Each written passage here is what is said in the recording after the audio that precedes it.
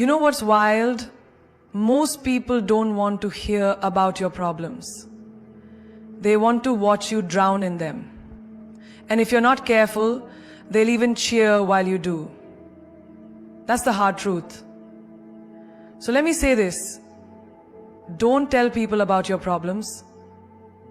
Tell them about your comeback. Because sympathy is temporary, but strength is unforgettable. There's something dangerously beautiful about becoming your own rescue team. Most people are addicted to attention. They think sharing pain will earn them love, validation, or help. But what you don't realize is, every time you tell someone your wounds, you're giving them a weapon they might use later. This world respects mystery, not mess. It rewards power, not. Not everyone deserves access to your vulnerabilities. That's not just a caution. It's a rule for survival in a world that often confuses compassion with curiosity. You see, people may smile at you, nod their heads, even say, "I'm here for you." But the truth is, some people are not safe places. They're just temporary stops for your deepest wounds. And they will not carry the weight with you. They'll carry the story of it to the next table, the next friend, the next gossip session. Imagine this. You're having a rough week. Work is draining. Your relationship's rocky. Your energy is low. So you confide in someone, a friend, a colleague, maybe even a family member. You pour your heart out, thinking you're in a safe space.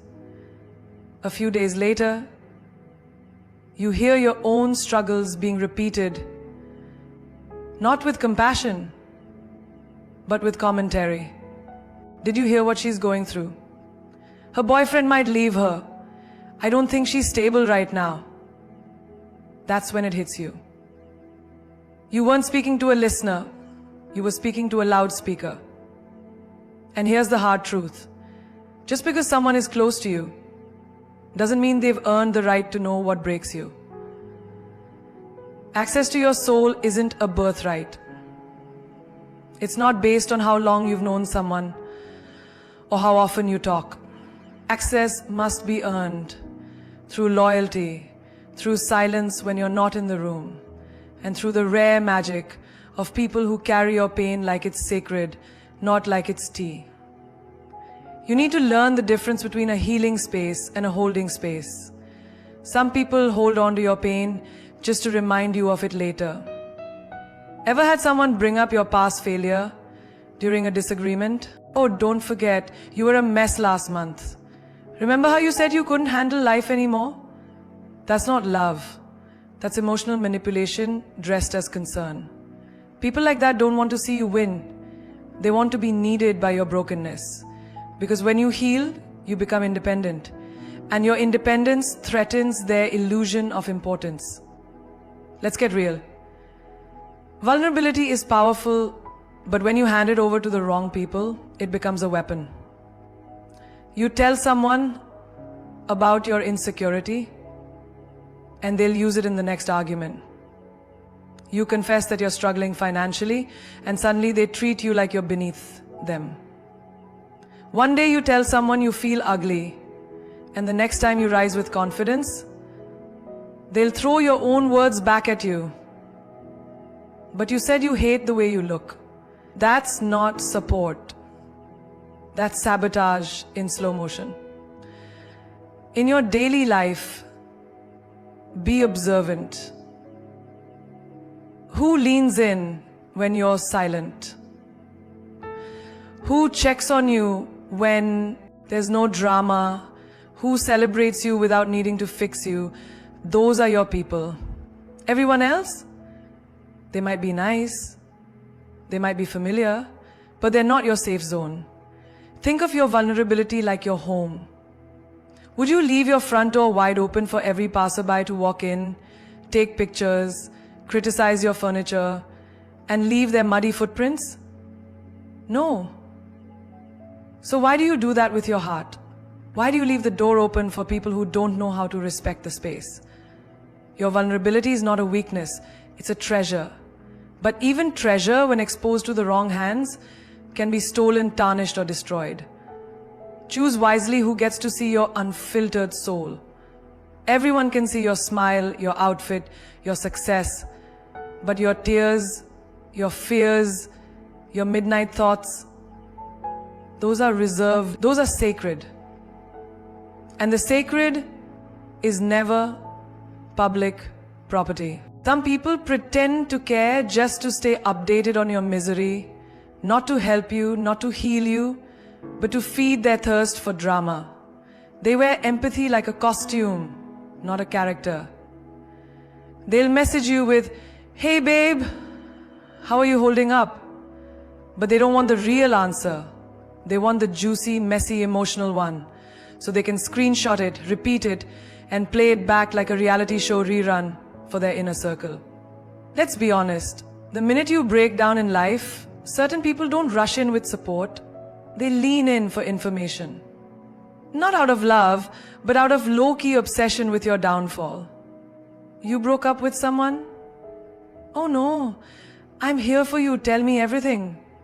What they really mean is, tell me all the dirt. I need something new to talk about. And once you've poured your heart out, they leave you dry and go refill themselves with the thrill of your trauma. It happens in the office too. You're struggling with deadlines or burned out mentally. A coworker walks up and says, "You don't seem okay. Want to talk?" You open up thinking they're being kind. But by lunchtime, your anxiety has become the entire team's topic. She told me she's overwhelmed. I think she's not cut out for this role. Suddenly, you're not the strong woman they respected. You're now the fragile one. This is what happens when you confuse attention with intention. Just because someone is giving you time doesn't mean they have the right heart for you. There are people who check in on you just to ensure you're still broken. Why? Because your strength would outshine their own insecurities. As long as you're weak, they feel tall. As long as you're hurting, they feel helpful. But once you start healing, growing, or moving on, they disappear. Or worse, they try to remind you of your pain. Are you sure you're ready for this? Didn't you just have a breakdown a few weeks ago? They want you to stay in your storm because they have no light to offer if you ever find your sun. It's not love. It's emotional voyeurism. You're not a human to them. You're a storyline, a drama, a download of bad news they refresh like an app. You'll notice it in the way they ask questions. Did he text you back yet? Are you still going to therapy? Are you eating okay? Or still not really? And you think they care. But if you say, "Yes, I'm better, I'm healing, I'm moving forward," their energy shifts, their smile fades, the texts come slower. Because you've taken away their favorite show, your pain. You can feel it when someone's curiosity is louder than their compassion. When they keep asking questions but never offer help. When they want your story but not your silence. When they lean in more when you're falling apart, but disappear when you say you're doing fine. So next time someone offers you a shoulder, look at their eyes, not their words. Real care is silent, solid, and sacred. Fake care is loud, nosy, and loaded with intentions that benefit from your breakdown. Your life is not a series. Your pain is not a playlist. Your story is not for public viewing. Be private with your battles and selective with your storytellers. Some people aren't listening to love you. They're listening to use you. And trust me, nothing tastes better to a fake friend than a fresh serving of your chaos dressed as confession. Your silence can be louder than your scream. And in a world that constantly tells women to explain themselves, defend themselves, and justify their every emotion, Silence is a revolution. It's power. It's elegance with a spine of steel. Because the moment you stop reacting, stop explaining, stop giving energy to what doesn't deserve it, that's when people start paying attention. And not because you're loud, but because your absence echoes louder than their noise. Think about it. You're in an argument, maybe it's with your partner, a friend, or a family member. The usual script unfolds. You raise your voice, they raise theirs. You explain your feelings, they twist them. You beg to be understood, they shrug or mock or gaslight you into believing you're too sensitive. Then one day, you don't shout back, you don't argue, you just go quiet. That silence, it shakes them. Because silence is uncomfortable. Silence forces people to confront the truth. Without your help, without your words, without your defense. There's a woman right now who stopped texting first. She stopped sending long paragraphs. She stopped checking who viewed her stories. She didn't block, she didn't chase. She just became unavailable. Not in a petty way, but in a healed, elevated, I know my worth now kind of way. And guess what? The people who once ignored her texts are now confused by her silence. Is she okay? Why isn't she trying anymore? She used to care so much. Exactly. That's the point. Silence isn't weakness. It's clarity walking in heels. In the workplace too, there are times when you've tried to prove yourself. Over-delivered, smiled through disrespect, laughed off misogyny in boardrooms, and still they overlooked you. So you stop over-explaining. You stop raising your hand first. You let your work speak. You let results answer the questions your voice no longer has to. And people notice. Not because you screamed for credit, but because you moved in silence and shook the room anyway. Even in friendships, there comes a time when you realize your energy is not a charity. You stop calling people who only call when they're bored. You stop showing up for people who never check if you made it home. Your silence becomes a boundary. And guess what? The ones who only came around for noise, for gossip, for updates, they'll disappear. But the real ones, they'll feel your silence like a missing heartbeat. Because your energy was never ordinary, it was a gift. Silence is not the absence of strength. It's the presence of self-respect. Because the loudest scream you can ever release is the decision to not explain yourself anymore. To walk away without drama. To heal without announcing it. To grow without broadcasting the roots. Someone hurts you? You don't post a quote. You don't throw shade. You disappear. Someone doubts your worth? You don't prove them wrong. You let their absence speak volumes. Someone plays with your peace? You stop giving them a seat at your table. Let's be clear. Your silence is not emptiness. It's loaded with power, with answers, with a knowing that says, I'm done performing for people who refuse to clap. That kind of silence, it moves mountains. It closes chapters. It shakes egos. You are not obligated to set yourself on fire just to keep others warm with your explanations. Sometimes, the most divine thing you can do is go quiet, go inward, go sacred. Let your peace disturb the ones who were entertained by your chaos. Let your stillness speak where words failed.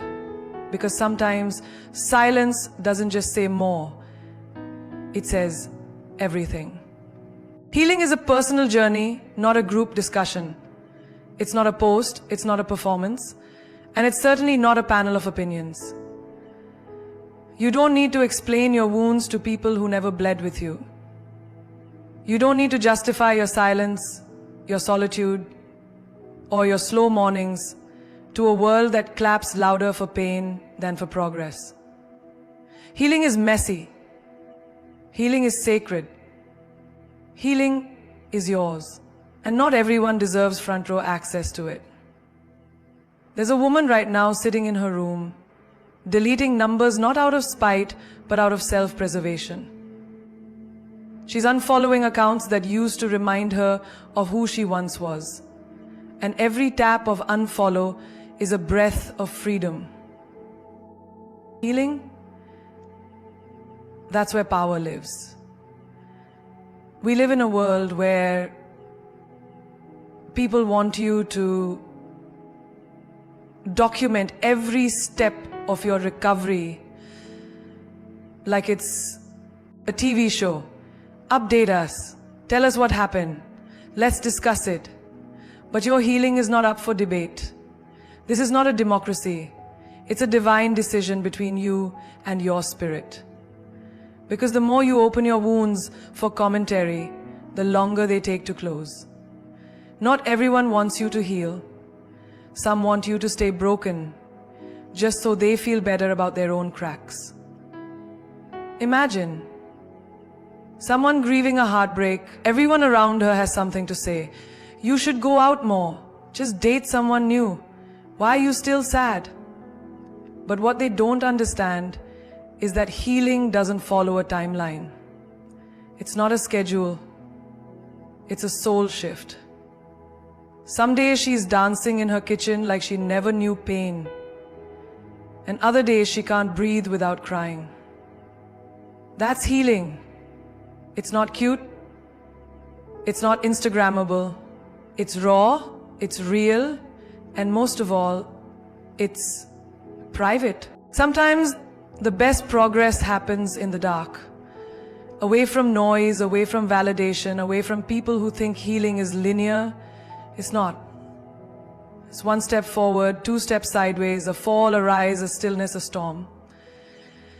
And the moment you stop inviting people into that chaos for their opinions, you start hearing your own voice. That's where true healing begins. When the only voice guiding you is your own, not filtered through likes, shares, or advice you never asked for. Even in therapy, the most powerful moments aren't when you explain your pain to the therapist. It's when you hear your own truth out loud, maybe for the first time.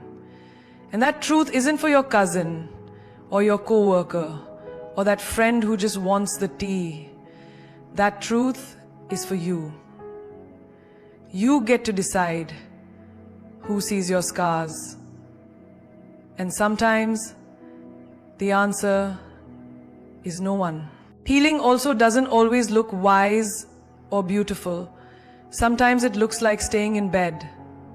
Sometimes it looks like walking out of a room quietly instead of engaging in drama. Sometimes it looks like crying on the bathroom floor with your makeup ruined and your soul tired. But you rise again.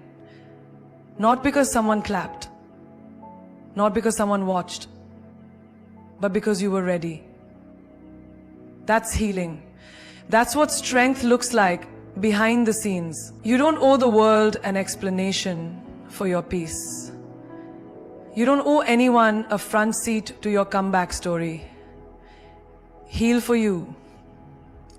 Grow for you. Protect your process. Because when the healing is real, it's not loud. It's not theatrical. It's not for them. It's for you. And that is enough. Use pain as fuel, not as a performance. Because pain is not your identity, it's your ignition. You don't have to wear your wounds like a badge just to prove you survived. You're not here to entertain people with your scars. You're here to evolve, to rise, to burn brighter because of them. You don't owe the world a show. You owe yourself a comeback. Think of the woman who was betrayed by the one she trusted the most. The kind of betrayal that steals your breath and leaves your spirit curled up in corners. She could have gone online, posted quotes, thrown shade, told the world what he did. But she didn't. Instead, she got quiet. She hit the gym. She started that business she put off for too long. She poured her rage, her confusion, her grief into the grind. Every drop of sweat was a prayer. Every silent tear was a seed. Now, a year later, she's unrecognizable.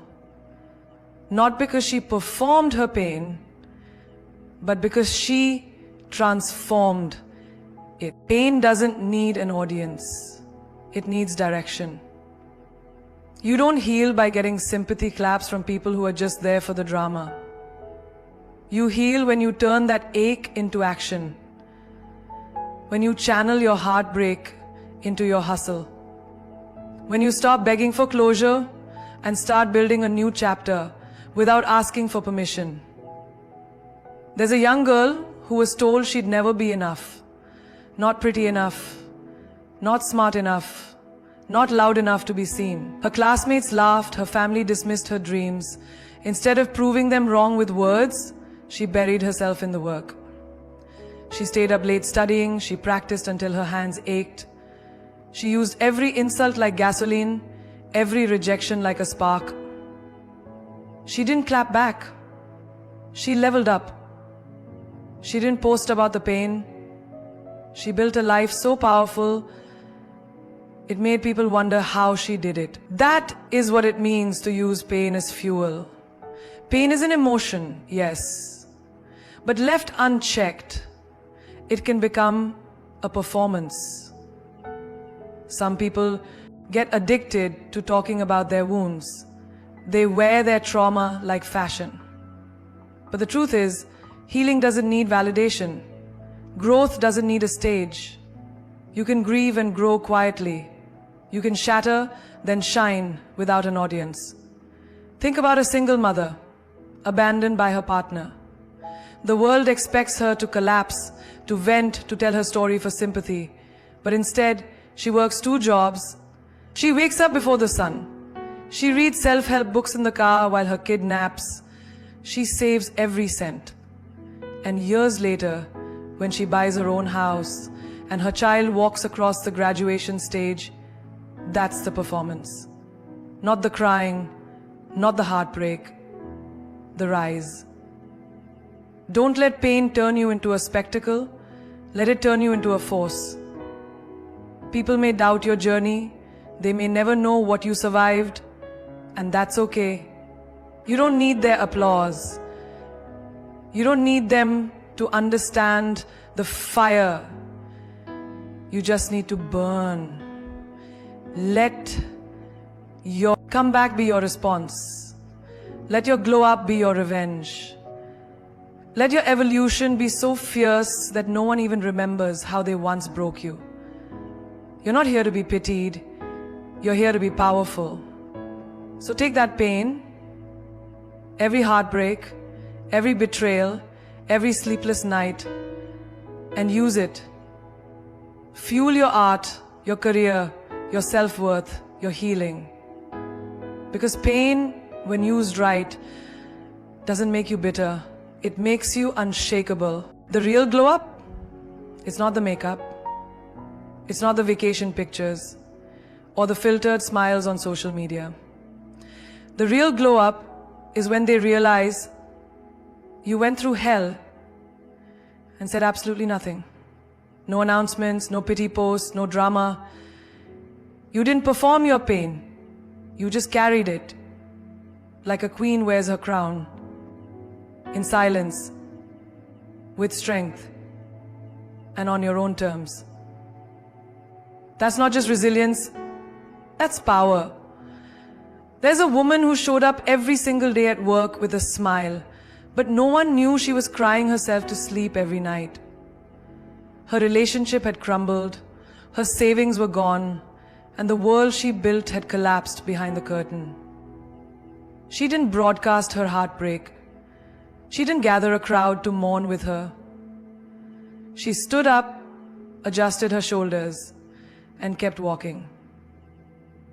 She didn't post about her struggle, but she became the message. And months later, when she launched her own business, when she stepped out, glowing and growing, the world finally looked at her differently. Not because she bragged, but because she became unbreakable. When you can suffer in silence and still smile in public, you've tapped into a level of strength most people can't even fathom. Because it's easy to talk about the fire, but walking through it without screaming for attention, that's divine. That's sacred. You don't need everyone to know your story. You just need your soul to be intact when the credits roll. Think of a girl in school, bullied for her looks, her silence, her background. She didn't fight back with words. She didn't try to prove her worth in loud ways. She hit the books. She learned how to move in shadows. While others laughed, she plotted her future. She walked, she studied, she endured. And when she walked across the stage years later, head held high, her name called with distinction, it hit different. The ones who mocked her, silent. The ones who doubted her, shook. That's a glow up you can't fake. Because it's not revenge, it's rebirth. You don't need to validate your pain for it to be real. You don't have to be loud for your transformation to be noticed. Let them underestimate you. Let them talk. Let them think you're fragile because you're quiet. Because the day they realize you didn't just survive, you evolved, they'll be stunned. And that silence will echo louder than any speech ever could. Sometimes the most powerful thing you can do is not explain yourself. Let your growth do the talking. Let your glow be the proof. When they finally notice your peace, your power, your progress, and remember that you never once complained, they'll feel the shift. And that's when the glow up hits hardest. Not when you show them what you've built, but when they realize you built it in silence, in struggle, and in solitude. There's a woman who lost everything, her job, her marriage, her health. But she didn't become bitter, she became better. She woke up every morning, fought battles no one saw, and gave life to herself again. No applause, no sympathy, just sacred work done in the dark. And now, she walks with a light people can't explain. That's the glow up. That's what makes people stop and say, how did she do it? And the truth is, she did it while they were watching, but they missed it because they only looked for drama, not for dignity. Real transformation doesn't scream, it shifts quietly, fully, completely. And the ones who tried to break you, they'll never forget how you survived without ever having to say a word. They thought your silence was weakness, but in truth, your silence was strategy. You didn't fall apart, you fell into alignment. You didn't break down, you broke through. And now, here you are, standing, glowing, unshaken. They don't know the nights you cried quietly. They don't know the weight you carried alone, but they feel the shift. They see the light. And make no mistake, this light wasn't gifted. It was earned. Earned in the dark. Earned in the fire. Earned in moments no one clapped for. You see, life isn't about proving yourself to the crowd. It's about mastering yourself in the silence. Anyone can be loud when they're winning, but it takes a warrior to be silent when they're suffering. That's why the glow up hits different. It's not skin deep, it's soul deep. You didn't just survive, you became art carved from chaos. A living testimony that pain doesn't define you, it refines you. The world is filled with noise, People shouting their scars, begging for applause, acting like the loudest voice holds the most truth. But you chose a different path. You didn't need to scream your struggle. You didn't need sympathy. Because true warriors don't cry for rescue. They become their own rescue. You didn't post every battle. You didn't share every heartbreak. You turned your wounds into wisdom and your silence into strength. Never forget, a lion doesn't roar to prove it's a lion. It walks with presence, with power, with purpose. And that's you now. Your silence was never empty. It was sacred. It was where you rebuilt, where you reprogrammed, where you rose. So the next time someone doubts your strength because you didn't bleed in public, smile, because queens don't explain their power, they embody it. You're not fragile, you're forged. You're not broken, you're becoming. And the ones who dismissed you, they'll wish they paid more attention when you were quiet, because that's when you were loading. You were never meant to stay small just to make others comfortable. Stop dimming your fire to fit into rooms you've already outgrown. You don't owe anyone a front row seat to your healing. If they couldn't handle your pain, they don't deserve your peace. If they couldn't support your fall, they don't deserve your rise. Let your silence remind them that grace is power and restraint is strength. They thought they buried you, but what they didn't realize is you were a seed, and now you bloom where they least expected. You didn't need permission to rise. You didn't need permission to provide sunset. An audience to evolve. You needed pain, you needed silence, you needed solitude, and you turned all three into your personal revolution. This is your era, not of explanation, but elevation. Not of apology, but alignment. You are not what happened to you. You are what you chose to become despite it. They'll see the transformation. They'll wonder how you got here. But you'll know you walked through fire and refused to be ash. Remember this. Beyoncé said, "The best revenge is your paper." Maya Angelou said, "Still I rise." And you don't need to say a word, because your glow is your response. Your life is your loudest comeback. You've outgrown pain. You've outshined doubt. And you've outlived every rumor whispered behind your back.